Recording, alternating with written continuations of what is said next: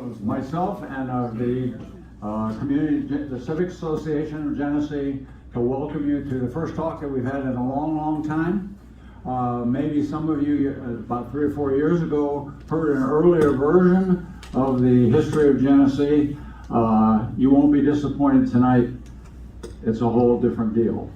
The history hasn't changed that, but how we present it has changed. The folks from White Springs Ranch have set up a table in the back. They've got lots of pictures all showed up there, and they're beautiful because John Orang, his camera sitting there, took many of the pictures that we're going to see tonight, especially the horse parade, the famous horse parade pictures that we'll go through. So if everybody can see, can everybody in the back row hear? Okay, great. Well, we're ready to rock and roll. The history of our town, Genesee, Idaho, in color. Again, thanks to White Springs Ranch and the Civic Association. I want to tell you a little bit about technology. This is a picture of Ann Lutke from the 1950 Genesee High School yearbook. If you went to that yearbook and you took a picture of her in black and white, as a little tiny picture, even her senior picture, and you blew it up, that's what it would look like. Not the most flattering picture in the world. But because of artificial intelligence now, we can take that picture and we can turn it into this. And that's not the end of it. That's called an enhanced picture. And now she's looking as good as the kids that are in the brand new yearbooks that are coming out. And the last thing that we can do now that we've enhanced her is we can colorize her. Now, it used to take several hours using Photoshop or some other computer program to colorize a black and white picture. It's very difficult to do. Using artificial intelligence, and you've probably heard about it, it's becoming a big deal. And like all new things, half the population's freaked out and afraid of it. As we were when the web came out, I'll never use a computer. Well, sorry about that if you're stuck with that. You got a problem with it. Artificial intelligence will do the same thing for us. There will be ups and downs with it. And this is just a very simple example that we're going to see tonight as to what you can do. I want to start our story, of course, with the Nimipu, the Nez Perce. Their ancestors arrived in the last glaciation some 15,000 years ago. Those individual groups began to develop more or less a common language, which by 4,000 years ago, the Nez Perce and the other bands that were in the Nez Perce would become the Nez Perce, had adopted pretty much a language that they could all understand. The concept of a tribe is our concept. Back in those days, it was individual living groups. They would get together and they would talk to one another if they had business to take care of. But each one of the tribes would have or each one of the living groups would have a chief, often just like a mayor would be, to kind of oversee the group. Or if it was a big enough group and they decided, oh man, let's go down and get some Shoshone women and horses, then they had a war chief that would also handle them. But the two chiefs didn't bounce back and forth. Joseph, who's probably the most famous of all the Nez Perce chiefs, was not a war chief. He was the political guy. So that's why he's famous, because he made all the real clever statements towards the end that we all remember him for. So the Nez Perce then would come out and they would join in many of the parades that we had in celebrations in early Genesee. The first white people that came through the area, of course, Lewis and Clark. The Nez Perce had a big discussion whether they should just kill them right there on the spot and be done with it, or let them go. An older lady in the Nez Perce said, you know, I was captured and we lived with a Mandans for a couple of years, and a lot of these white guys are not too bad. No, just let's be hospitable to them and see what would happen. And their whole trip, of course, was right on the backs of the Nez Perce. They got help the whole way. But they didn't do anything in Genesee, so we'll move right on. This is Isaac Stevens. In 1853, he would be appointed as the first governor of Idaho, of the Washington Territory, which included Washington, Idaho, parts of Montana, parts of Wyoming. With no maps, nothing known about that huge area. totally abandoned except for the Native Americans that lived there. He was charged with doing essentially three things, right here. He was to find a railroad route across this whole area, just like Jefferson had asked Lewis and Clark to find a water route across the whole area. They didn't do it. Stevens would have a little better success. They also said, oh, while you're out there, make treaties with all the Native American tribes in this gigantic area, who at the time, they didn't even really know who all the Native American tribes were. And then he said, oh, and also manage this immense area which nobody knows anything about. Isaac Stevens pulled off all three of them quite admirably. Now, I'm a hero of them, but there's lots of people that aren't. This is how he got here. He was over in Walla Walla. He came down one of the old Nez Perce trails that Lewis and Clark had followed on their return trip in 1806. Went down Alpawa Grade, which is the border into Washington now. Went up what would become known as Steptoe Canyon, up to where Uniontown is. At Uniontown, he took the Thorn Creek, no road, but there was a trail across there at the time, and he would camp up at Stevens Springs. And Stevens Springs, when you go into Moscow, you'll go by Jackshaw Road on the left-hand side. Just before Jackshaw, if you look up to your right, you'll see a long drainage with a big crop of trees up there. That's Stevens Springs. Now, he's following one of these old Nez Perce trails, and he describes the area near the Iron Walk, Chinese village, if you go back a few years, in which he says there were over 200 Nez Perce gathered in the area, and they estimated at least 2,000 horses. Because I forgot to mention, in the year 1700, right in there a little bit, is when we think the Nez Perce got horses. They would become superb horsemen. They would breed the Appaloosa horse, but more importantly than that, they bred horses that would work in the terrain that they needed to. These were not pets. These are not like the Appaloosa today. These were working animals. And worst come to worst, really bad year, no good salmon runs. Well, horse isn't too bad. You have a horse burger for winter to get you through. So Stevens, anyway, he describes, and he also, right when he gets just before Moscow, he hits another trail, which is huge, even much bigger. And that's the Greater Nez Perce Trail, the main one that we're going to be interested in, because all of the first developments in our area would be along where? A road. And what was the only road in the area? The Greater Nez Perce Trail. Now, up until a few years ago, of course, we didn't know anything about really where it was, because these guys done such a fantastic job of farming over the last 100 years. All traces of that trail are gone. Now we know where it is within feet. Okay, this is when Stevens is making his trip, he had a gentleman with him named Gustavus Sohan, who was an amateur artist. And Sohan would paint the painting of the Palouse. And it was taken just over Crooks Hill, as you're headed towards Palouse on the left-hand side. And the reason I know that is Carol and I went out one day and spent a whole day wandering up and down in there, trying to look and see how we could match it up. That's the best place that we could get it matched up, just on the west side of the road. Now, this is in the, we're looking at the edge of the Columbia Plateau, just like we are right in Genesee. Lots of hills right in there, but you can see what happens when you start to get out here in the flats. It's even more pronounced down in here. There was hardly any timber in our whole area when we first started farming down here, which is also important. Well, let's put blows the top off of everything. The discovery of gold by Elias Pierce's crew in 1860 up near Pierce, Idaho, was actually discovered by Wilbur Bassett up there on Canal Gulch. They supposedly were led by Jane Silcott, who was the daughter of one of the Nez Perce chiefs. That is in question by some historians today, not all. Some believe that it still happened, but some of us are not quite so certain anymore. And with the discovery of gold, everything blows open. Thousands of people pour into Idaho. Lewiston will become the center, and this is our famous picture in 1862 from Edward Sammis. It's called a triptych, 3 pictures that were welded together. It's been, of course, enhanced and colorized like all of the pictures that you will see tonight.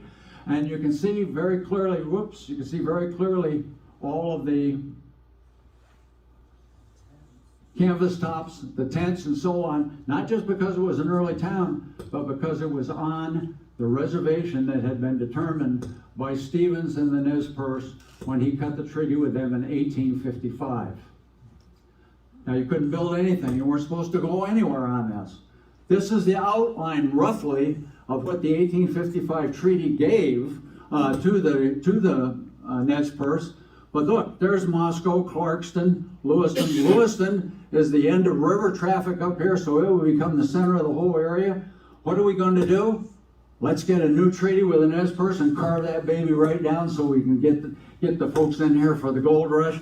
That's exactly what they did, and this becomes the new boundary as it exists today. But of course, they didn't leave it there. 1885, they come along and they said, let's pass the Dawes Act. We're going to solve this problem with the Native Americans. We'll turn them all into white people.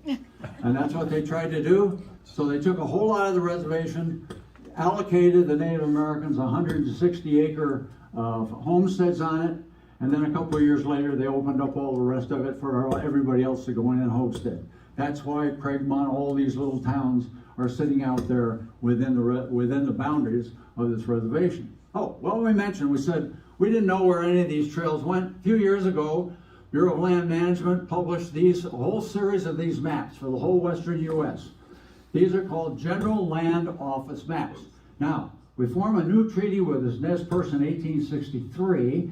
Takes till 1867 for Congress to get it approved. You could not homestead any federal land until it had been surveyed. So that's why our surveys come in at 1870 and 71. They were done by contract. They brought the General Land Office hired contractors. This one was done by John B. David. And when you look at the map, and all the red stuff on there is things that I've added in, so it shows you where they are. This is the range that is just north of us here. Done in 1870, 71. You can see there's the town of Blaine. There's Detlef Smith's farm. This is the Greater Nez Perce Trail. We're going to look at the next one here in a second, which takes us right into Genesee. Of course, they built, when the early settlers came in 1870, late 1870, were the first whites to arrive in the area. So they're going to settle where? Right on the roads. So you say, oh no, Moscow, they all settled out there on what would become known as Hog Heaven or Paradise for a while, and then Moscow, and that was on Mountain View Road. The Greater Nez Perce Trail went right down Mountain View Road, right smack down the middle of it, and that's why they were there. Why did they move Moscow to where it is now? We have no written reason, but my guess is the early pioneers didn't like Paradise Creek flooding any more than the people that live along Paradise Creek like it today, so they moved the whole town over there about a mile. And I'm digressing, by the way. Okay, this is the next one south, the next township south. There's the trail. There's Old Genesee. It would come down, and where would it go? It will go down what we call today Central Grade, or it would fork off and go over and go down Coyote Grade, exactly the same. Those roads followed the Greater Nez Perce Trail forks. And when you start to look at the rest of it, Lewiston would be down in here, no trails in there. And so people told me, they said, well, you know, there was a trail that went up Hatway Creek that the Native Americans had. And I said, if they did, they never used it because they went up Central Grade. It was a much easier route to follow. All that is arguable, by the way. Beginnings, we're getting there. This is John Vollmer. He will move to Lewiston in 1870. He starts a store to sell liquor and whiskey to the prospectors that are pouring through the area. But within a short period of time, he gets a twinge of conscience of what it's doing to the prospectors that he's selling all this booze to, who are in the winter sitting there doing nothing but drinking his booze all winter. So he gets a twinge of conscience and he opens a general store selling anything that you would ever want for mining or prospecting back in those days. He will become the first millionaire in Idaho Territory. He will have the very first telephone put in use anywhere in the western United States, between where the steamboats came in Lewiston and his store. Why? So he knew before any of the other merchants when the boats were coming around the corner into the store, and he could get salespeople ready to make the pitch. This is a quote from him in the Illustrated History of North Idaho in 1903. During the summer of 1870, Alonzo Leland, who will become the editor of the Lewiston Teller, one of the first newspapers in Lewiston, and he and Vollmer, and a man named Stone. Stone was the agent for the Oregon Railway Navigation Company, which was a steamboat line that brought everybody into Lewiston. They're on a trip, and he says they're taking a drive. So my assumption is they had a carriage and some horses. How they got there is interesting. They must have come up a very, very bad old Native American trail from Lewiston on up into the Uniontown country. But they took a digress over into the Genesee area, and on the process, Stone says, this reminds me of my old home, the Genesee Valley in New York State. I used to live in the Genesee Valley in New York State. It looks a lot like it's all farming country, and that's how Genesee got its name. It's been there ever since. Now, he also mentions that when they came up got to the top of the hill, the only people that were there were the Caldwell family. They were cattle raisers, and all of our area that is now in wheat, to the south of us anyway, up to where the breaks are, was all cattle country. And it caused great problems on the Nez Perce because nobody cared. There's nothing was fenced, so nobody cared that they put their horses on the Nez Perce reservation or not, but they went ahead and did it anyway. Well, this is what the house looked like, and it was there until 2 years ago. This would be the oldest house in Whitman County, and it's only a couple hundred yards from Idaho. If it had been in Idaho, it would have been the oldest house in Idaho. But it's a house, it's not a log cabin. Everybody else that will move in here builds, like Tom Tierney and so on, they build log cabins. How did they get a house? This was made with whipsawed lumber from the only trees that were around, which is at the head of Hatway Canyon. And the next time you go over Hatway Creek, take a look down, and you'll see the whole thing's lined with trees. And the inside of the front of it was the first part of the house that was built. It's still on the National Historic Register. And there's a closet in there that somebody tore the paper off, and if you look at it, you could see the old whipsawed irregular boards that they'd used to build the house. Quite a thing. The gentleman that owned it a few years ago became very concerned. It had been abandoned for a long time. He was worried about it as a hazard. I went by one day driving to Lewis, and when you go over 195, if you look off to your right, you can see a few white buildings there. That's where this building was located. You probably have seen it 1,000 times. And 2 years ago, they burned it down. And unfortunately, they never called me because I had told them I want to get inside with the camera and take pictures of all that stuff, so we have no pictures inside the front of the house. Well, 1877, by then, we've got people in the Genesee Valley. No town yet, but in the valley. 1877 is the Nez Perce War. Everybody builds forts. They all freak out about the Native Americans. Native Americans never did anything to anybody on the north end of the area where we are right now. So they built forts. This is Fort Genesee, Fort Russell in Moscow, named for the fort that they built there. All the people came into the fort, sat there for a day or two, and then they figured out by now the Nez Perce were over in Montana someplace. They're not coming anywhere near us. So they kept the fort, and they turned the building in the middle into the first schoolhouse in the area, according to John Platt, who in 1975 wrote a wonderful book, Whispers of Old Genesee, and something about the Salmon Canyon. If you don't have that book and you live in Genesee, you need to get a copy of it. It's the Bible next to the Illustrated History of 1903 about what happened in our community. Well, right after the war, they decided there's enough people in, maybe we should go ahead and form a town. So these gentlemen over here, William Evans, George Ashworth, James Hansen, in 1879, they patent or plat Old Town Genesee. This is the surveyor's map that was stored with the county commissioners, and you can go take a look at it today. That was our first town. And you can see the folks that own the farmland around it, typical of the property maps that we had back in those times. But Mr. Platt did even better. He didn't know about that map apparently, but he gave us a hand-drawn map of where everybody lived in Old Town. And you can very easily take these lots as he's got drawn, put them on that survey map, and narrow it down to within 100 feet or so of where everybody lived. Pretty cool. This is this says Uniontown. That was a road that went to Uniontown at the time. There was one, this is the Genesee Road, as we call it today. This is Becker Road. It goes up to the city cemetery right here. And the fort was right there. The stagecoach stop and the hotel was located right in there. And there's all of the folks that lived there early on. And just to show you a little more details of where it is, here's McGregor's today, there's Becker Road, there's our cemetery, and that's where the old fort was. Not on the little hill, which is a half a mile further to the west that everybody thinks the fort was built on. It wasn't there. And the only picture we have of anything in Old Town is this colorized version of the hotel and stage depot in Genesee, which was described by John Platt because he went to school in that first school that was in the original fort. And he talks about Felix Warren, one of our most famous stagecoach drivers. He popped his whip as he went by the school to salute the kids, and they all waved at him and so on. And actually, if you go up on the cemetery on a right day and you look down that road where the fort was, you can actually see the trace of where the old road went off to the north. It kind of blew me away when I first saw that.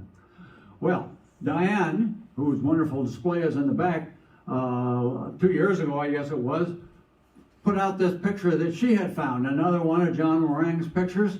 And I just about flipped out when I saw this thing because, oops, this is the old Silcott Road, the first road that was built from Lewiston up to the residence that we just saw and then on into Uniontown Flats. It was built by John Silcott in 1872, from 1872 to 74. It's a fantastic picture. I'd never seen one of it before. The very first bridge going across the Snake from connecting Lewiston to Clarkston, you can see there. And this road was all built with a horse, a two-bottom plow, and a small scraper. And so how do we know that?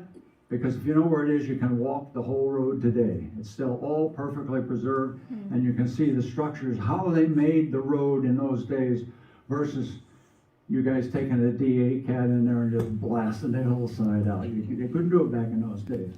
And the other thing about it is, this farm right here is the last watering hole between there and the bottom of the hill.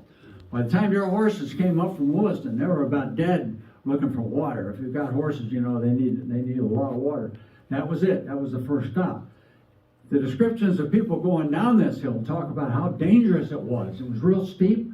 The wagons, of course, had the old wooden brakes on them. They cut trees at Hathaway Canyon, tie them on behind their wagon. They kind of drag to kind of slow them down. There used to be a big pile of old trees down the bottom of the hill down there. They're all gone now. But that's what they were there for. A very hazardous road, not very well developed. It would sit there, though, for years. It was used up until 1915, when automobiles were now so common and they couldn't make it up the old Silcott Road. So they built a spiral highway shown here with its 64 turns in it for $110,000. And of course, this is our new hill, which we built, completed in '77 for a mere $15 million. I think there's inflation or something in there. So that's all the roads. And none of them followed any Nez Trail. So when Volmer went up there, he really had a haul to get his carriage up that hill. A new town is born. In 1881, the Northern Pacific Railroad will make it into Spokane Falls, as it was called at the time. And immediately they start plans looking to the south to tap the great riches of the Palouse, which everybody knew was going to happen. The guys that are farming out there today are just the next version of how rich and wonderful this land is for all kinds of crops, and not just wheat, but many others. So they wanted to get a railroad down here as quick as they could. Because of their contract with the government, they couldn't build subsidiary lines directly, but they could sponsor people to build those lines and then buy the lines later.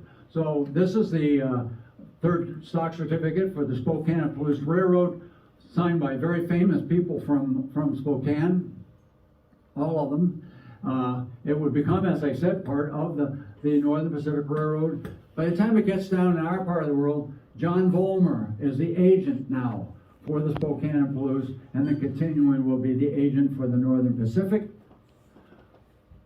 He comes in, the story is, he comes back into Old Town Genesee and he says, we're building a railroad, it's going to be in here within a year or two, I need to buy some land. The story is that Rosenstein and Levi, who were the two merchants in town, wanted too much money for the land, and therefore he backed off and decided went a mile to the west to start a new town.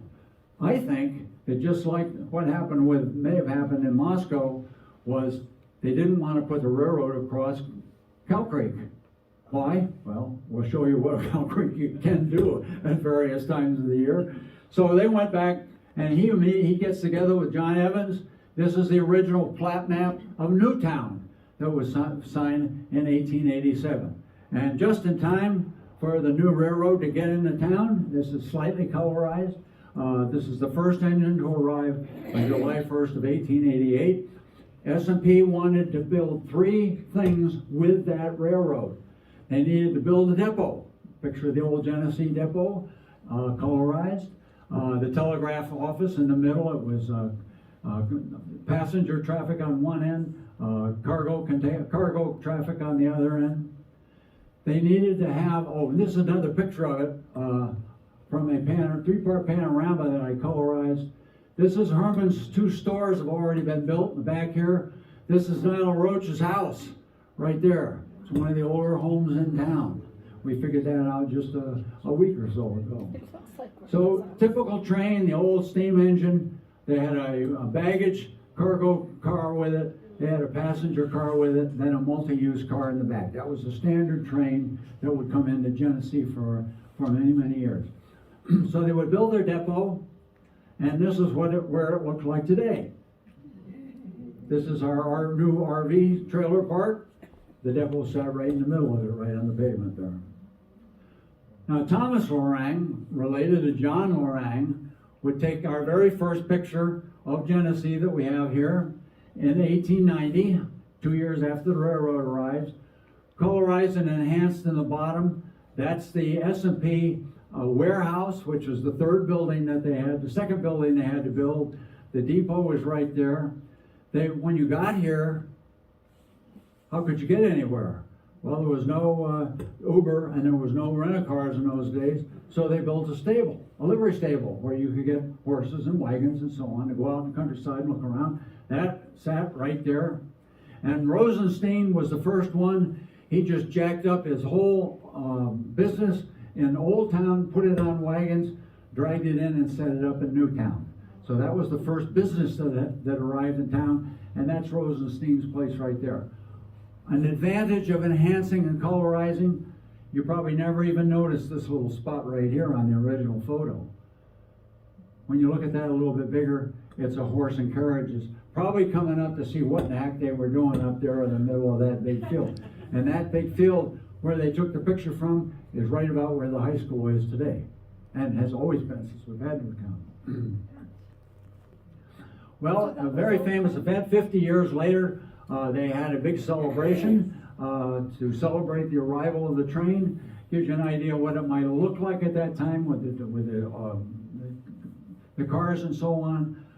Very early on, passenger traffic became a loser for these railroads. They ship the cargo, and they made it, as time went on, more and more difficult to actually use passenger traffic on it. So, but that would be years later. Around town, we know a lot about the early part of Genesee because of this guy. He started a business mapping all these little communities all over the western United States. And he not only mapped them, he mapped them at surveying grade. Why did he do that? Because the insurance companies would pay him to do this, so they could assign you insurance based on what kind of building you had. If you had a nice brick building, that was obviously much more fire safe than the early buildings that we'll see that they built in town. And here's our very first one, 1891, just a couple of years after the railroad arrived. In red, I've identified what many of the buildings were. There's our depot. There's our warehouse right there. There's the Harrison Frank Brothers warehouses. They were not as big as Volmer, but had warehouses all over the place. Were huge in Moscow. There's the S&P livery stable. Very famous Elliott Hall, which would become known as the Opera Center for Genesee. Rosenstein's original store that he hauled into town. The Pioneer Drugstore over here, which was built by one of the gentlemen whose name was Hodgins. Anybody know about Hodgins Drug in Moscow? The same family continued right on and built that drugstore. There's the Latah Hotel, the Owen Hotel, as I said, the original Vollmer building. And of course, the closest thing to the depot would be? You gotta have that's a hard ride coming in on that thing all the way down Cow Creek. Nice draft beer will go down good, I think, at that time. So not that typical, but look at the color. All of those buildings are yellow, which means they were made out of wood, or they were green, which meant they had some sort of a fake stucco covering over part of it. Almost one of the very first ordinances passed by the town was against using iron flues for your stoves. Why? Because by now towns are burning around all over the place. Beauville burns down. Many of the other towns are having huge fires, all related to the fact that the wood stoves at the time were not vented properly, and they said you'll have to use bricks to build these flues and chimneys from now on, and that's exactly what we started to do. Now here's an early picture of Elliott Hall. Looks like it was taken yesterday when it's colorized, but it's not. This was the original picture that was taken way back in the 1880s. The upstairs was the Opera Center, and early to entertainment was plays. The churches would have meetings up there. Civic groups, which there were many of at the time, would have their meetings upstairs there. It was the main meeting center of the town, just like we used to be before a couple of years ago. We built a new fire station across town, which has a much better, nicer facility in it. The downstairs was always businesses, and it changed quite frequently. You can see the harness guys already got a temporary sign up over the old one when it was an implement company, and it changed just that fast. Every few years, all of these businesses would have different people in it. A picture of that very first livery stable. So this is, if you're looking at Genesee, when just days after Newtown got started. Our next Sanborn map, kind of interesting, 1893, just a couple years later. Now we've got pink buildings. Those are all made out of brick, as the city ordinance wanted to do. Here's Harmon's first hardware store over here out of brick. Vollmer had this building originally. He builds a nice brick building. And if you look right in the corner there, it will say National Bank. This building right here is the center building in the three-part brick building that we still got on Walnut. It was built as our first bank in town. And of course, the Monarch Saloon was built also out of brick, and one of our most beautiful buildings. As we'll say, where did they get the brick from? Up on North Jackson Street. We had a clay pit up there, and this is a very early kiln process. That's called a clamp kiln. Been around for hundreds and hundreds of years. And you take the green bricks that you'd formed out of clay, you put them into these piles carefully with spaces between them. These tunnels down here, you would start fires in. They would cover the whole thing with clay or with old bricks to hold the heat in, and then you just let it sit there. And the green clay bricks would turn into red bricks that we've got now. So some of our buildings built with those. Many of the others, the brick came from Uniontown, which even had a much larger facility for bricks. 1894, one of our very first pictures of downtown. Probably the 4th of July. We've always celebrated the 4th of July big time in these little towns. There's Elliott Hall. There's the livery stable, and you can notice that nice little point out there on the edge. This is Rosenstein's store down here with a fake front on it.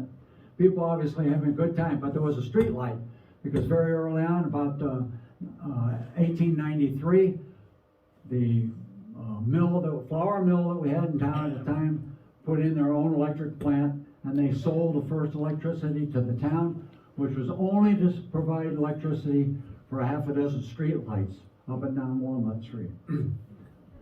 Wasn't long after that before everybody got it. Here's 1897. And I put the ages of the buildings in here for you so you can start to become familiar with it. There's Elliott Hall, which we mentioned. This is the Genesee Mercantile, which will become known as Follett's Store, made out of wood.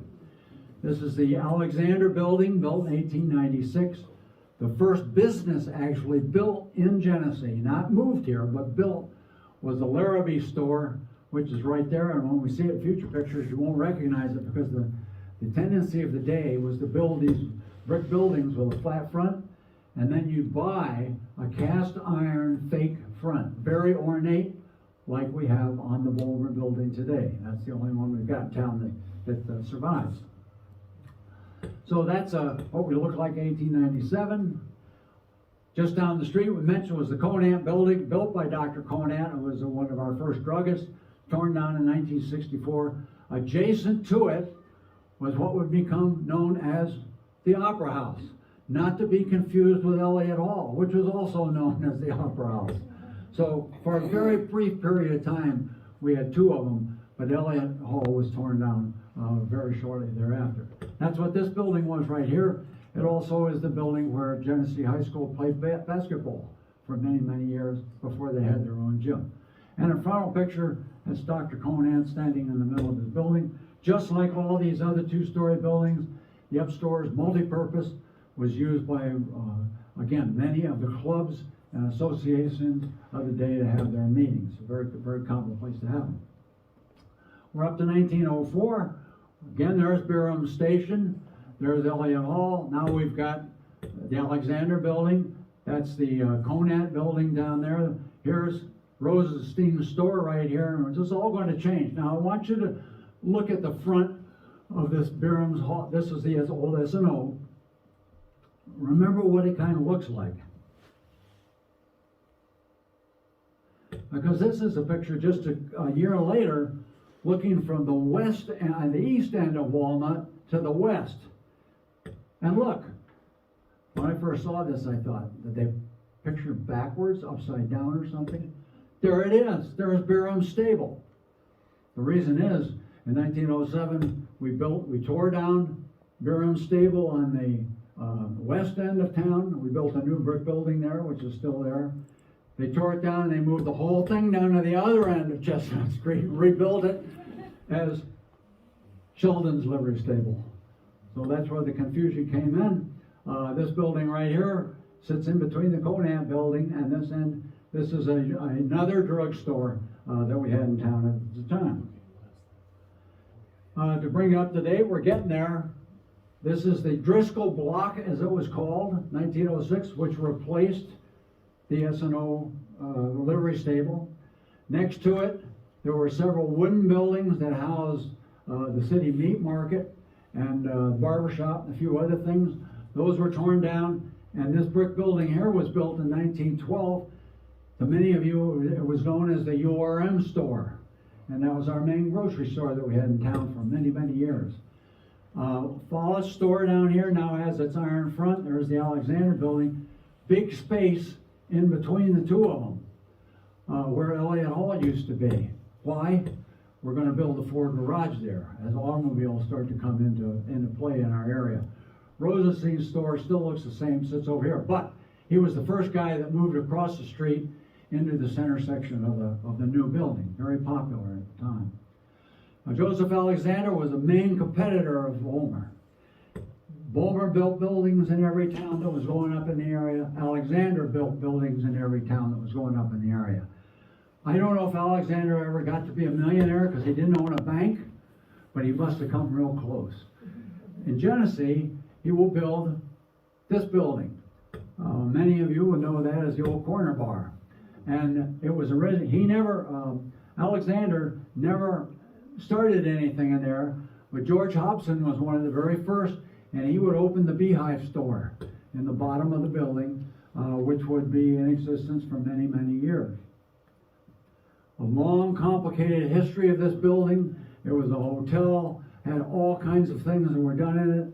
We're going to skip to the end. The last owners of it were Randy and Dee Hall, that you can see here. It was by then known as the Corner Bar. They put in their restaurant right here. We'll see what used to be in the restaurant right there. And the great shock and horror of all of us, we'll see in a second.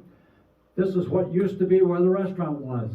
That marquee right there was Genesee's movie theater. Now, early silent movies were shown in Elliott Hall. They were shown in the Opera House next to the Conan building. But the main play was right here. It was called the Cozy Theater originally, and then the Odeon Theater. And many in this room remember going to the movies in that very early movie theater. And it would become known later, as I said, when Dee and Randy took it over, it was known as the Brass Lantern. We also have the Pastime Tavern occupying that corner of the Vollmer building. We'll see. The Vollmer building, just like these others, had many, many, many uses. And it just so happened, we'll see why it ended up being the Pastime here in just a second. Unfortunately, July 2006, the old Beehive, or the Corner Bar as it was now known, burned to the ground. Arson is suspected, but we could never prove that. It was a loss of everything that the halls had at the time. But people in Genesee are pretty tough. They're pretty hardy. We'll see what they did in a second. This is what it looks like now, an empty lot where one of our most iconic buildings used to be, not very long ago. Well, this is a new version of what it looks like. The Driscoll block is now divided with the Wendy Ann Apartments on this end. Dee and Randy's Brass Lantern restaurant here in the middle. The Genesee Fitness Center is in the old URM grocery store, and that's what's left of the Ford garage. All of the buildings from there all the way through the what's now the city park right across from us, long gone. Big part of Idaho, Genesee history gone. Let's go down now to Chestnut Street. This is the pump house, built in 1903, the year that the city put in the first municipal water system in Genesee. Prior to that, everybody had their own well, and of course there was no sewage system, so you had your outdoor privy right next to your well. The wells were 25, 30, 40 feet deep. Lots of problems with the diseases that one associates when you've got your drinking water system. You might as well pump it right out of your outhouse. If you will. Bunch of problems. So this is what it looked like. We've got the Alexander building there, the Conan building in the back there. And to solve that problem, every 20 years, Genesee has had a water crisis. We just are going through one right now. We finally drilled a well deep enough to get into really, really good water, we think, we hope. It's down, down over, really jumped ahead on that one. We got down, we're down over 8,000 feet deep with that well. It's been test pumped at 800 gallons per minute, which is far more water than we've ever gotten out of any of our other wells. And the same people are building the well pump house as it exists, which we are talk right now. Hopefully by this summer, we'll have a brand new water well in town. One more down there on Walnut. This is the Follett and School or Livery Stable, built in 1915. The first schoolers were big horse breeders. They bred these great big giant horses that they used in the fields at the time. And if we jump up to today and take a look at it, it of course is the office building for the South Lake County Highway Department. And this is what, and of course the Wendy Ann Apartments still over here on this side. Another beautiful picture, all colorized of course, of Miller and Kemp's blacksmith shop. It sat right in front of Herman's store. There's Nyla's house up there on the side again, still in good existence. Conant building over here.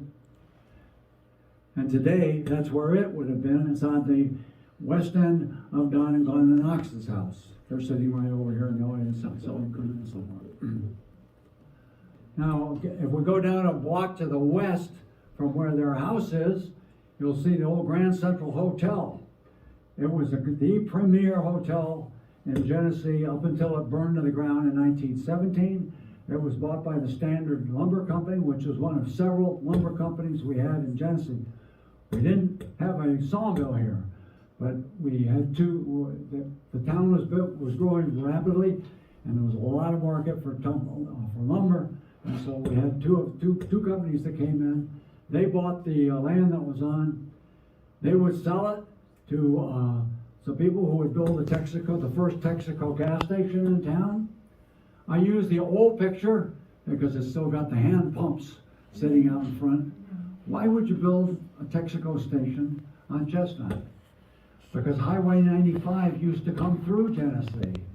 Right through, there were 4 gas stations in a row, all the way down 95. In the early 1950s, when they moved 95 out to where it is now, half the people in town said, oh, thank God, we don't have all those damn automobiles going through town anymore. And the other half said, uh-oh, guess what happened to business in Genesee? Right down the tube it went. So there's always good news and bad news with all of these things. That's what it looks like today. Leroy Harris ran it for many, many years. And some of you may know. Does anybody know Kathy Harris? So we'll see one more of her in just a second. Anyway, it was supposed to be built into a winery. They never quite got there. Mr. Harris had built a whole lot of extensions out here. It was much bigger by the time he got done with it. Our horse parades, some of the most famous pictures in Genesee, and really the reason I hope a whole bunch of you are here, because they're absolutely beautiful. The first one in 1910, this is the old Volmer building right here. Where was that? Welcome to the old Volmer building. You're sitting right in the middle of where it was at the time. Of course, it looks a little different now. It's been rebuilt a couple of times. More horses. Of course, everything was horses in those days. Everybody was proud of their stock. It was a wonderful thing to have. And every year we would have the horse parade showing off all these magnificent draft animals that the farmers were so proud of around the area. Just a note, again, when you do the colorization of these, how sharp all the signs come out in the signs. Just pop right out at you. When you look at the black pictures back there, black and white, they're kind of hard to see. 1911, there's Follett's store with its iron front on it. Elliott Hall still in business. Up to 1911, looks like pretty much the same. Huge parade, lots of people. Up to 3,000 visitors came into town. But look, what's that thing doing there? It's an automobile. Remember 1908, Henry Ford markets the Model T Ford, and the world changes forever. This was our first automobile parade in 1912. You can see a few of them sitting there on the side. They were not in the parade. I'll show you why in a minute. Another picture of 1911 automobiles. Well, where the pastime is right now is the Studebaker garage. And the Volmer building was repurposed for lots of businesses over the years. Volmer's quickly lost interest in the merchandising end of it because their bank was so lucrative that they started in the middle of town. They moved totally into the banking business. In 1913, there was one automobile in the horse parade. 1914, there were 99 automobiles in the parade. That's how fast it changed. TV, the web, automobiles, immense changes. All of them, of course, associated with problems. And they'll have problems with all that. Again, more horse pictures. I put this one in because everybody's got umbrellas up. Not unusual at all for Genesee Community Days, which in June to have less than desirable weather. Another picture of the horse parade. I'm not an expert on old ones. They all look the same to me. My guess is 90% of them are Model Ts. 1914, we added a carnival to the show. And this is the old pump house sitting right here. So right where the folks lived that we mentioned before was where the carnival was set up. It became very popular to have a tug of war. This was between Moscow and Lewiston Merchants Clubs. 1914, they would be the forerunners of the chambers of commerce in the two towns. And very popular events. Baseball, and if you don't mind, I'm going to sit down while we go through some of that. Oh, there is a problem with getting old. Baseball was very popular in with the horse shows. This was Lapwai versus Genesee, 1916. Lapwai won that one. And these were not baseball like we have today. At the end of baseball, the chances are the losers would let the winners know how really unhappy they were about losing. Now, past 1916, there were no parades in Genesee up until 1935. And this is a picture of the parade, Community Day, if you will. It was kind of the forerunner of Community Day. And it's time, I always point out all the kids on bicycles. If you look at their bicycles, they're old-timey, big, fat, tired bicycles. We went to nice, skinny, tired bicycles when I was in high school. What are we back to today? Except they got batteries in them to make them run. Makes it a lot easier. 1935, and today the kids are still riding their bicycles in the bicycle race at every Community Day event. Also, that was our first alumni gathering that we had in 1935. This is all of the high school graduates that wanted to come to it in 1935. And of course, we can jazz them up a little bit here with the new technology. Now, there were other parades. This is probably, again, 4th of July. It's a parade that is going up Pine Street. Now, we complain a lot about our sidewalks. These were board sidewalks that went up both sides of Pine Street at the time, which of course is all dirt. Doesn't look too even to me going up there. I imagine when the kids came home from school, it was quite a ride to get up there. But there's almost the whole town, American flag, so it must have been a big deal. This is Rosenstein's old store. This is Clarence Gilgee's, if you remember him, and predecessor's house, which is right across from my house on the other side. And this is Robert Emmett's house, which was on the vacant lot that was next door to where Don Springer would build his new home over here on the other side. They built a house, he owned the lot, and he tore that house down. So that's what Pine Street would look like. And this is what it looks like today. A little bit different. A dual occupancy residence hall down here. Gilgee's house looks a little bit the same. Emmett's house, long gone. And so what's the story with this? Where did it come from? Well, in the 1950s, the town decided that they wanted a medical center. The Rosensteins donated the land that was under the old Rosenstein store to the city, and they built the medical building, the brick building. And for many years, that was the center for medicine in Genesee. Dr. Spreco, I'm sorry for mispronouncing it, was known to many, many people that are in this room. My dentist, Wayne Peterson, retired at the beginning of this year. Wayne's very first office that he had out of medical school was in that medical building, and he was my dentist for over 40-some years. And I sort of have teeth even left that, so he did a pretty good job with that. Agriculture, I'm going to shortchange the farmers. This is a color image of the first union, Genesee Farmers Union. It was put together in the 1930s. It would develop eventually over time into PNW, or the Genesee Union Warehouse, one of the largest such facilities in the Pacific Northwest right now. All came out in a continuous line. A wonderful farming picture, very famous, colorized, of the Hampton Farm, and it showed the change in progress. There's the horse-drawn combines with all mules. Hampton's only used mules. Drawing the combine in the back, one of the first Caterpillars hauling the same kind of combine. Revolution right there in the picture. It was staged because the first time they did it, they tried to put the horses behind, and then the bulldozer made so much noise that the horses all freaked out. So they had to stop the whole thing and turn them all around again, film it today. But there it is, very famous. Now the reason we're not going to do any more on farming is Civic Association is talking about having a citywide something, dinner or something, about harvest time.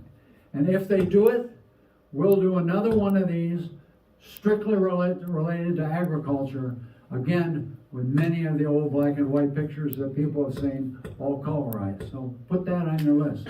You can also put it on your list to think about joining civic associations so you can help them out with all these events. Be much appreciated. Banks.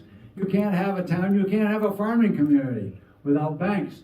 This was not the very first one, but it's in the building of the first one. H.S. Tucker started the first bank, 91 to 96. He built that brick center part of the three-part brick building that we saw in the Sanborn map. Notice it says Genesee Exchange Bank, because Tucker's bank went belly up in 1896.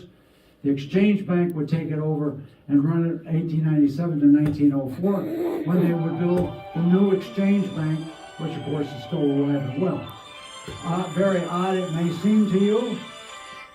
Cigars and tobacco. Smoltz Cigar Store was the second part of the brick building that was built. Why on earth would you ever have a cigar store in Genesee? It was there for a long time, so they must have made a really, really good cigar.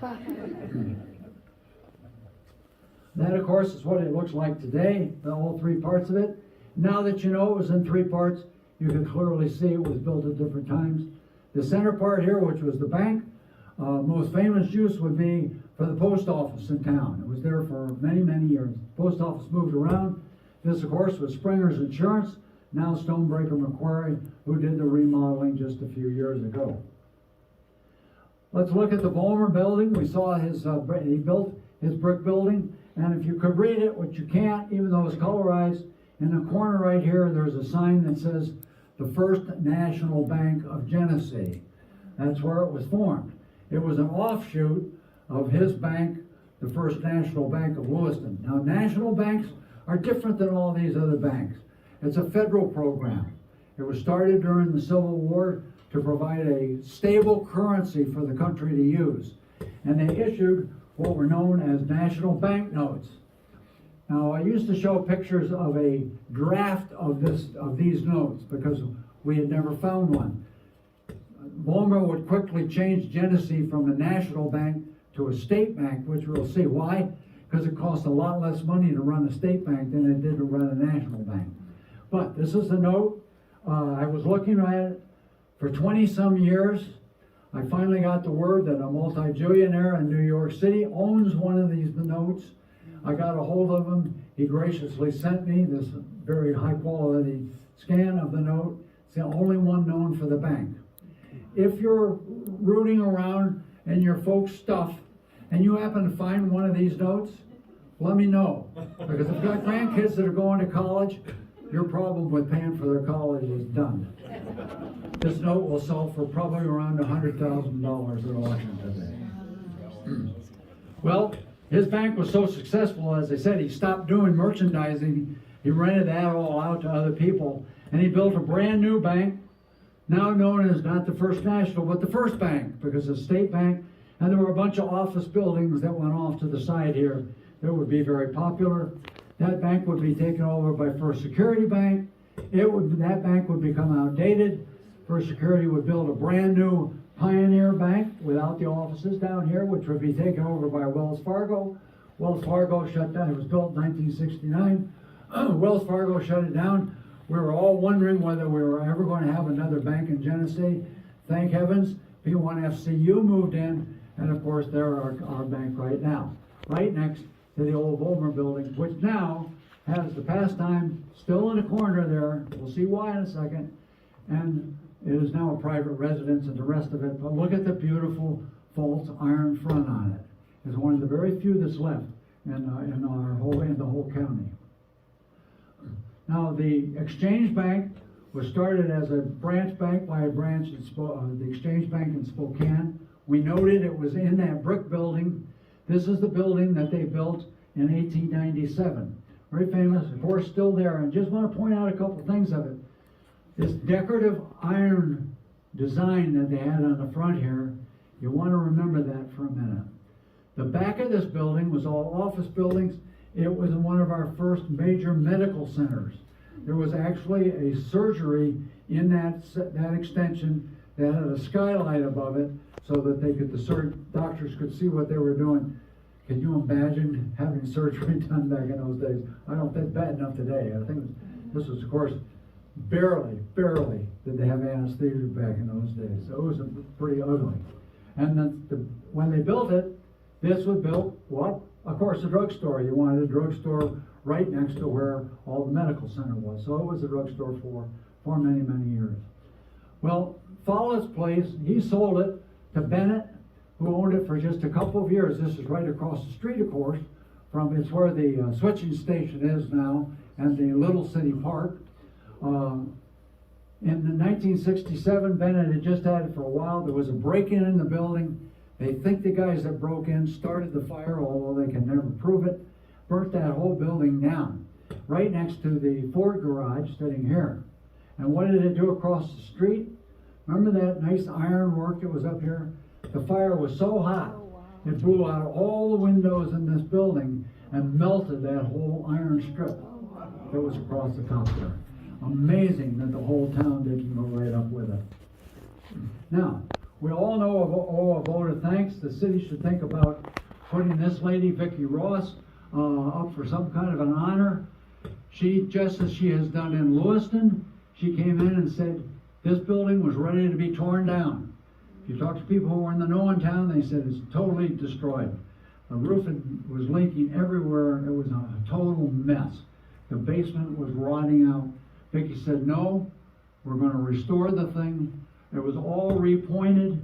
They redid the whole inside of the building. Of course, now Stomping Grounds Coffee House is in there.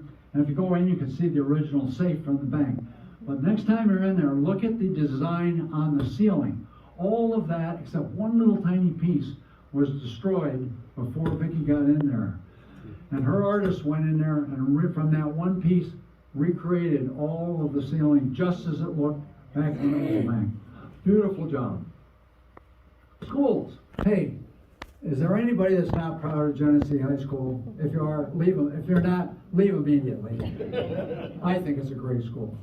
Now, this was the first school that was in Genesee when Newtown starts. Colorized, of course. Built lots of additions.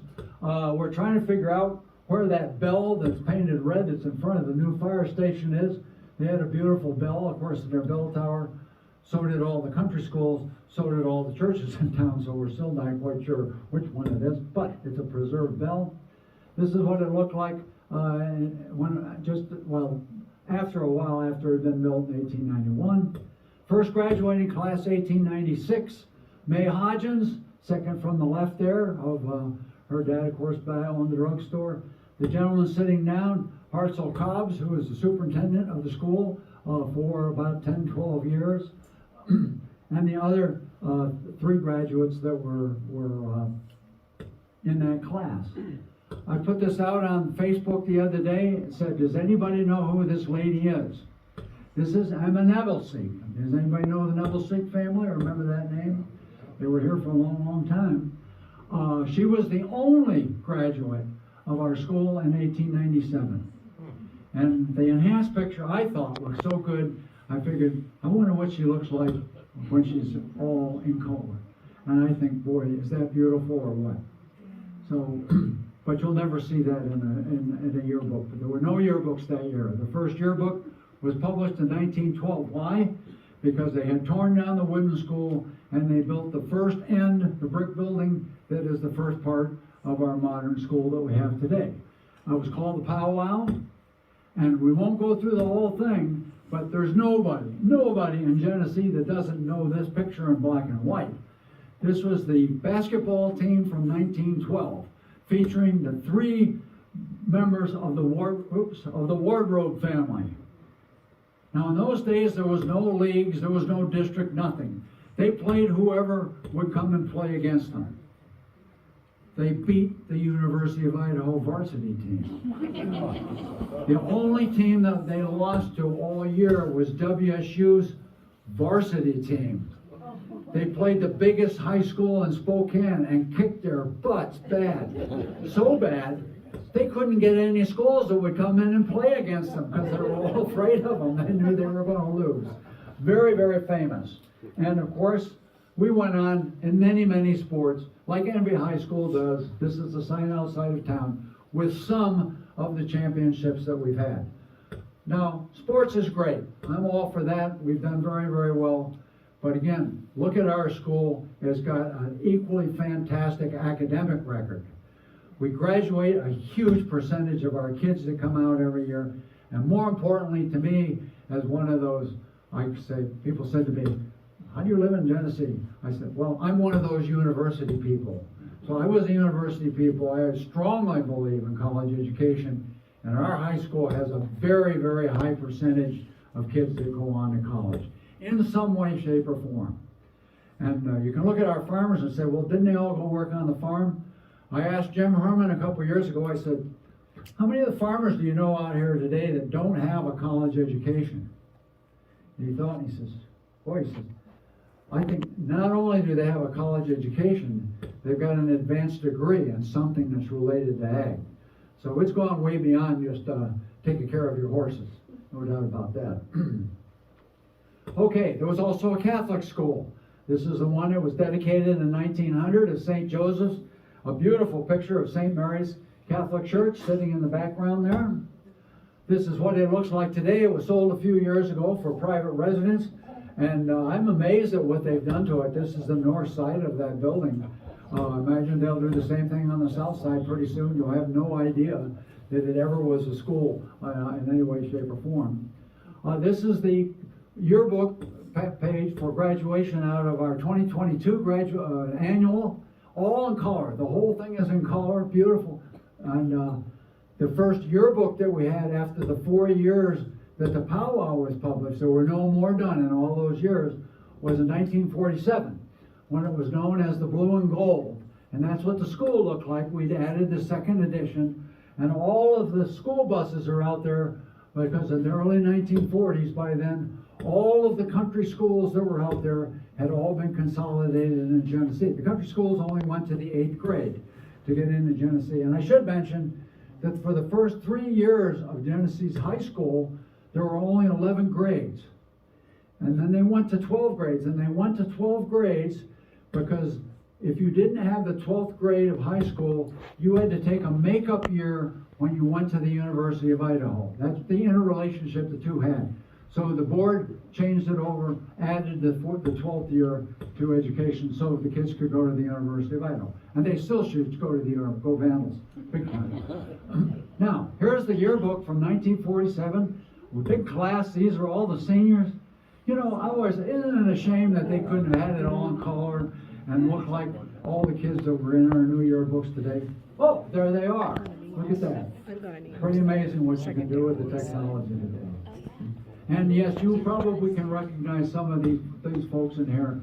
They aren't identified here because in that year they put the IDs on separate pages. Churches. Oh, we've been a religious community for years. And high tolerance, especially when you get into the Lutherans. We'll see there's very high tolerance of the Lutherans. This is the first Lutheran church built in our whole area, very close to where the Valley Lutheran Church is today. This is the Cordelia Lutheran Church, built by Swedes, of course. They were the ones that built this church. The oldest standing Lutheran church in Idaho today, dedicated in 1883, and beautifully preserved even today by the Friends of Cordelia. This is the Genesee Valley Lutheran Church, built by the Norwegians, who had their church right here. And of course, that church today is our postcard for Genesee. You see this all over the country of our beautiful, beautiful country church, which looks just like that. Not a lot different than when they originally built. I should mention there were several predecessor churches to this before they built this one here, which kind of all look like this. Now, St. John's Church, Lutheran Church in Genesee, was built by the Germans, who were some of the first that settled. Now, was there any prejudice or anything? No. The first services in all these churches were given in the native language, which is what the people that came here first spoke. So the Swedes couldn't understand if they went to the Norwegian church what the service was all about. And the services were, to be fair, a little bit different in the religion. They were a little bit different in what people thought. This is the first St. John's that was built in 1890, and of course, 1919, our beautiful St. John's today, which inside is, I think, just absolutely gorgeous. A beautiful, beautiful church. Well, there's St. Mary's again. Unfortunately for us, or maybe not so, it burned to the ground in 1961 in a terrible fire. The bell, of course, is still on display out in the parking lot there, but it was replaced with a new St. Mary's that many of you enjoy going to today. Now, there were 3 other churches that I want to mention, none of which exist today. And this is going up Pine Street. And right on Pine Street down here, you can see the tower, bell tower, the First Christian Church. There's the school, the brick school that was built. This is the Clarence Gilgey's house. Right across from it was the Methodist Church. And then up at the end of Pine Street, this is the house that we mentioned that was burnt, that Mr. Springer tore down when he built his new house. That's the Congregational Church that you can see there. All 3 of them in a line. And you're looking to the northwest, of course, right across Volmer's building down here. This is what the First Christian Church looked like. It has been enhanced. It has been colorized. It's still a crappy picture. But it's the only one we had. It was torn down in 1950. The only one we had until Lynn Hampton brought me this, which is in the archives of the new of our community church today. It's a painting that someone did of the First Christian Church. Beautifully done. This is a very bad picture of the Congregational Church up on the other end of Pine Street from the 1898 one-time issue of the Genesee News, which is an experiment. They filled it full of pictures. Pictures in newspapers in those days were rare because they were really expensive to make. So there's an experiment, and they charged, instead of like 15 cents for the paper, they charged like a quarter for that one because it had all these pictures. And they said it was an experiment to see if people liked it, they would do more. That was the only one that was ever done. There was never another one. But we do have all the pictures from it, which you can, and we do have the one original copy that was given to us. It's now in Latah County Historical Society archives. But the same person that painted the other one did this one. Lynn brought that along with it. We digitized it. So that's what those 2 churches look like. And they, of course, they went together. They went together after quite a long period of time and a lot of discussion. They went together, they went apart. They went together, they went apart. So why? Others can go into that at a later date. But there's what was the result. Big success, built and dedicated in 1951. Nobody remembers the Methodist Church, which is right smack in the middle of Pine Street. This is what it looked like. Beautiful church. It burned to the ground in 1914 in the middle of a huge windstorm. Hey, no problem. The volunteer fire departments brought their hand-pulled carts up. They hooked into the fire hydrant. Remember, we now had city water. They cranked that baby open. Guess what happened? Not a drop of water came out of it anywhere. They ended up dynamiting several buildings in the area. That was a common way. Instead of trying to put it out with water, you just blew them flat, so there was nothing to burn. It was a huge concern that this thing, when it burned, the wind was going to catch over across the Gilgey's house. If it had, all of Genesee would have gone down the tank. We would have had our fire, in spite of the city ordinances. And that's what it looks like today. Grant Clark, who ran the drugstore in town, and that built a new home here at that site, 1917. And that university person lives in the house now, but the flowers are due to my beautiful wife, Carol. She does all of that work around there. I don't do anything except sit in there and colorize old Genesee pictures. Water and ice. There's the flood of 1910. Very interesting. There's the depot. There's the warehouse for the S&O warehouse. There's the welding or the blacksmith shop that we showed. Nyla's house is up here high and dry. This is the board sidewalk in front of Herman's hardware store. So we're looking, the whole Cow Creek drainage, you are looking at the floodplain of Cow Creek. A lot of water. There's the city pump house right there that we talked about before. Everything covered with water. Why? Because when the railroad extended their line out to the east elevators, they put a crappy bridge across Cow Creek. The crappy bridge, whenever there was a big melt-off like this, would catch all the ice that came down first, plug the whole creek bed up, and the whole thing would flood. Now, as you know, we still have flooding in that area around the floodplain. Now, you don't call it a floodplain for nothing. Another big flood, 1948. I show this, there's Joanne Clem's old house. There's that beautiful barn that's still there where they are. Notice the railroad lines going out to the east end, but there was no roundhouse in this railroad. So how did they turn the engines around? The cars were no problem. They went both ways. The engines, though, would turn around on what you can see in the floodwaters called a Y, W-Y-E. They would back the engine around, throw switches, back it down here, throw switches, pull the engine down here, throw switches. The engine would now be going in the right direction. They'd throw these switches back, it would back up, pick up the cars that were out at the east end elevators, and on its way it would go. Very common, very cheap way of turning engines around in this day. And of course, what the Clem place looks like today, there's their beautiful barn, different house, and Roach's, next time you go by Roach's RV storage spot out there, it goes right down the middle where the old Y was. So you know right where it is. Everybody knows this picture, the winter of 1912, 1913. It's all the business people from downtown at the time. Yes, we know who every single one of them were. No, we're not going to identify each one of them because the talk is already going too long. Heroes, well, we've got our share of them. There's the first fire engine for the volunteer fire department in Genesee. It's pulling a hose cart, and I suspect it was a horse-drawn hose cart that came from one of the old two buildings that we mentioned that were down there on Walnut. And it was the beginnings of the volunteer fire department, of course, that we still have today, still very active. Fortunately, we built a brand new, beautiful firehouse here just a couple of years ago with a wonderful community center addition to it right now, which if we get more people in town to come to these talks, we may have to have the next one down there, I don't know. Although I kind of like the old spot we've got down. There's part of our fire department, also part of them EMTs. As an old person, I've had the privilege of working with the EMTs as a patient several times.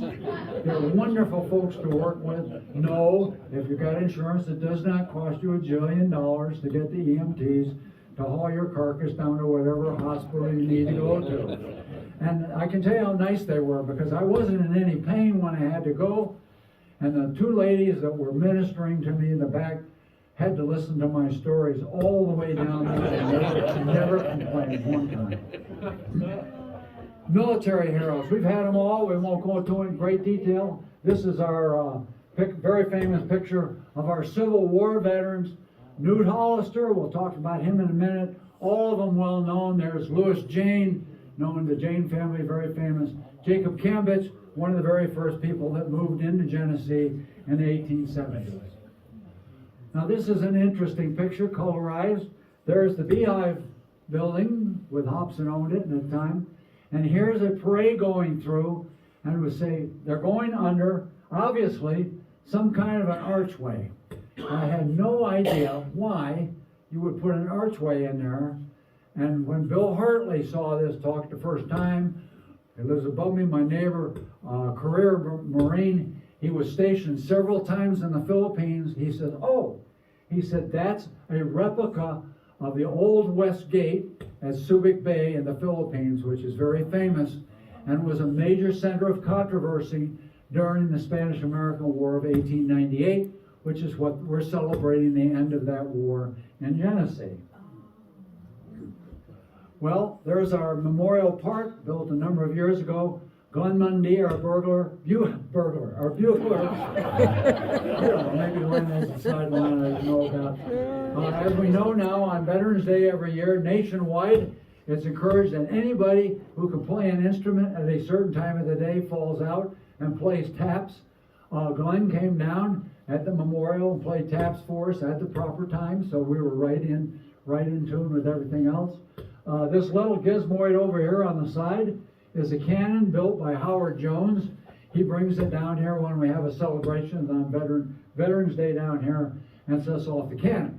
Now you all know Howard, and I know Howard, and I don't think he's here tonight so I can tell the story. When Howard fires his cannon, Earl kind of backs off to the other side of the memorial over there till it's all said and done, of course. No misfires yet. We also had a CCC camp.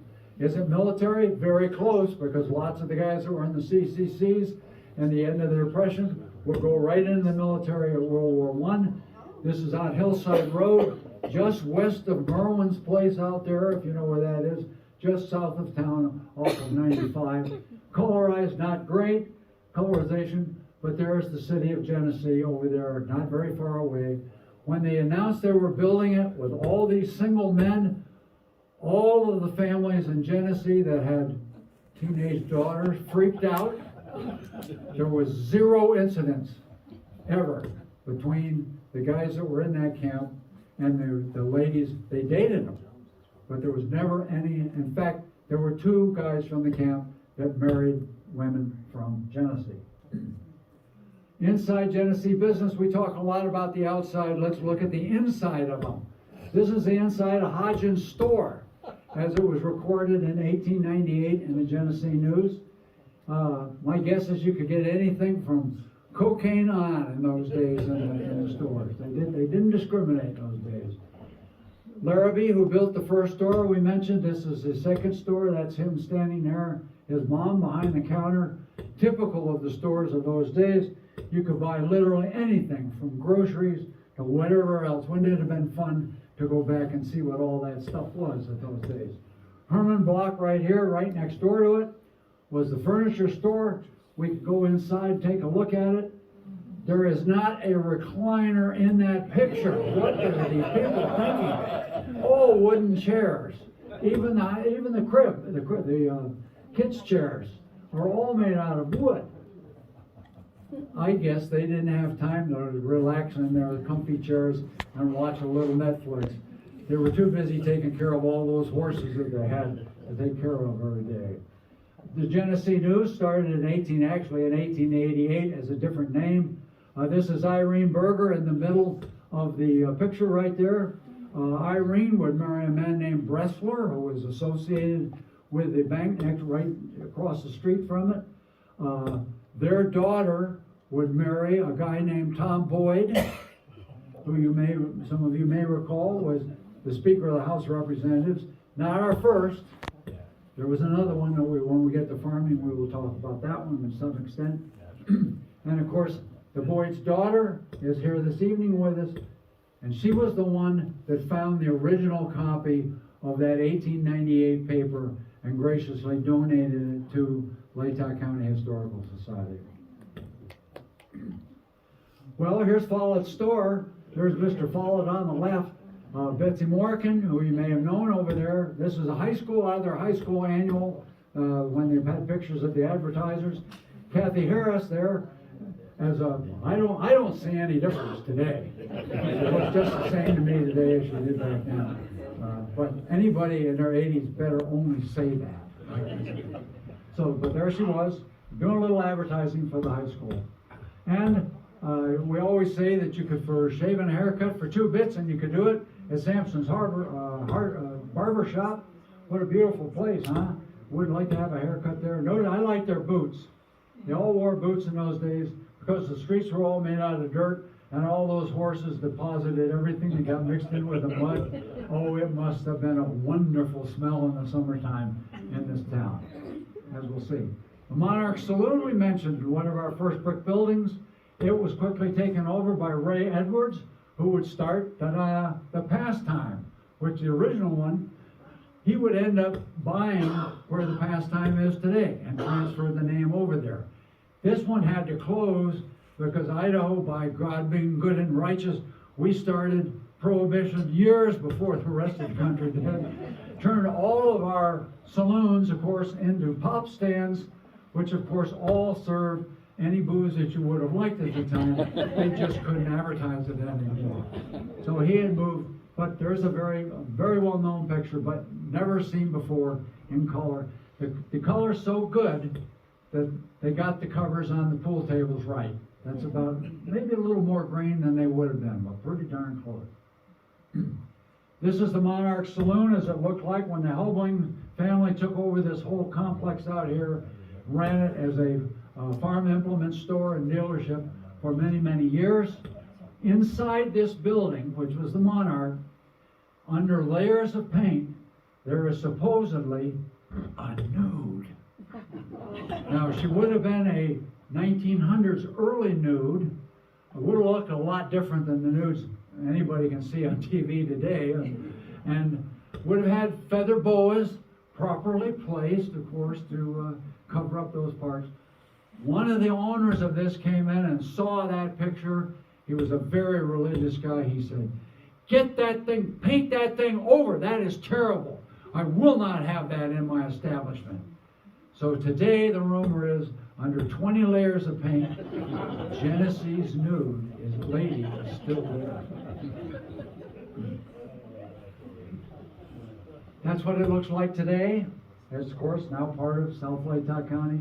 That's the pastime and what's left of the old Monarch Saloon.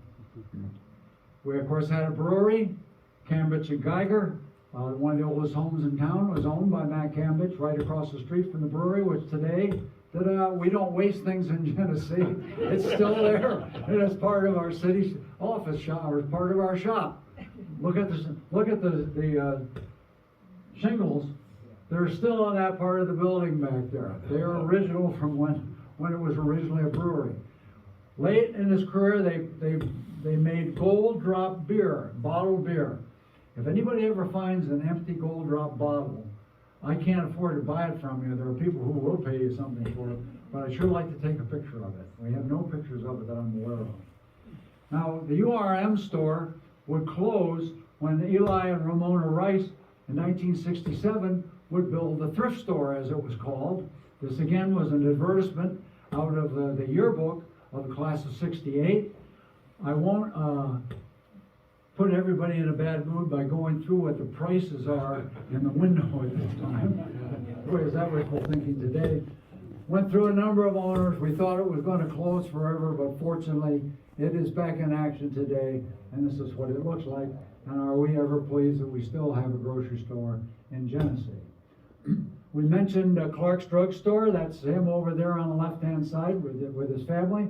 He considered himself a great hunter, hunted all over the world, had animal heads that you can sort of see in that picture hanging on all the walls.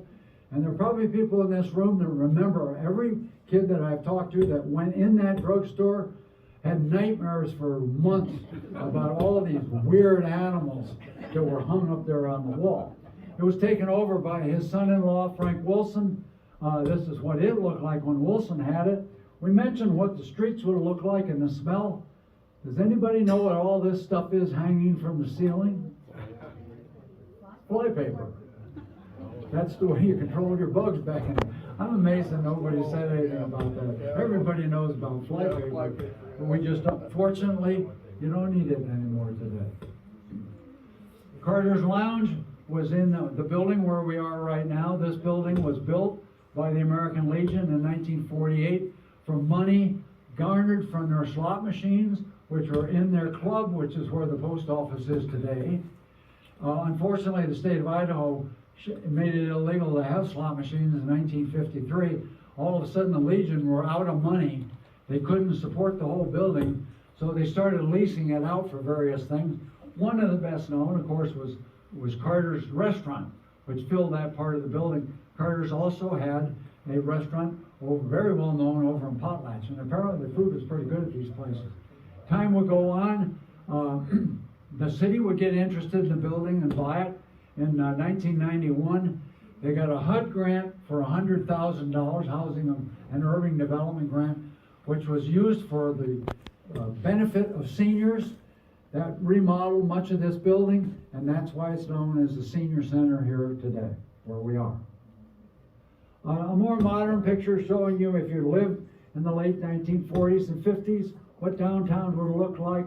There's the stores that are over in the Driscoll block, URM store going like mad, the whole Ford complex dealership in business, Follett store still sitting there, and the pastime, the corner bar sitting out there at the end.